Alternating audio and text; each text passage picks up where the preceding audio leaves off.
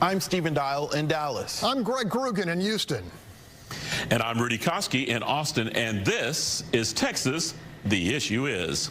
This week, U.S. Democrats in the House made history by electing new party leadership, a changing of the guard. Nancy Pelosi no longer at the helm when it comes to the face of the Democratic Party. I spoke with Congresswoman-elect Jasmine Crockett from Dallas moments after that vote. One of the big differences about being up here is that we definitely don't have a Greg Abbott.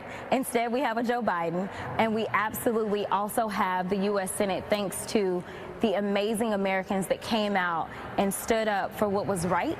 You went from the minority party in Austin to the minority party in the nation's capital. What are you expecting? What will be different for you as, I mean, you're used to being in the minority, but now this is on a bigger scale. We are in the minority, but not by much.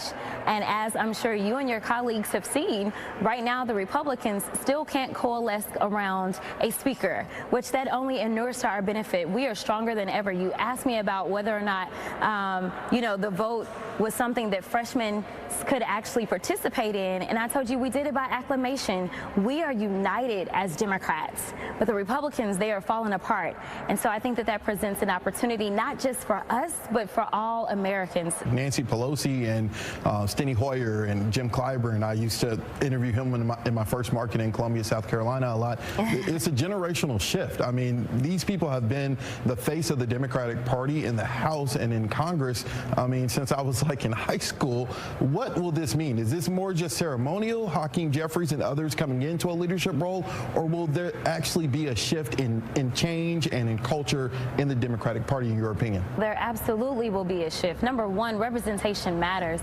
And so right now we have the first African American ever who has been sworn in to the highest post for the Democrats in the United States House. That by itself represents a shift.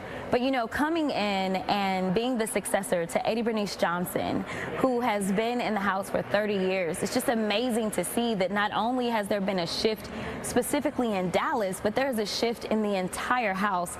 And I think just the changes in who we are generationally, just the differences there, is going to absolutely present something different. After you guys are sworn in January, the coronation and all the flowers ends. You guys will still be the minority. Things are still divided in D.C. How do you guys work together to get anything done in the next 2 years when both sides are so polar opposites? I think that we will be able to do some things as it relates to the economy, for sure. That's one thing that the Republicans continuously say that they are strong on. Well, let's see how strong you're going to be, because we definitely still have some hurdles that we need to get over for all of the American people. We're still hurting.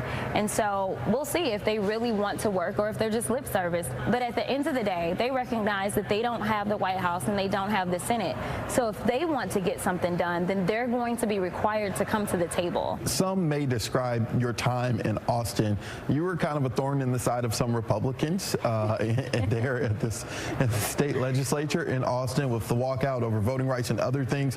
One of your former colleagues from North Texas tweeted, I think, thank God, or something to that notion when you were elected. How will you work with, still the state to try to also push things here on a local level? I've got great relationships on the city level as well as the county level, as well as on the state level locally.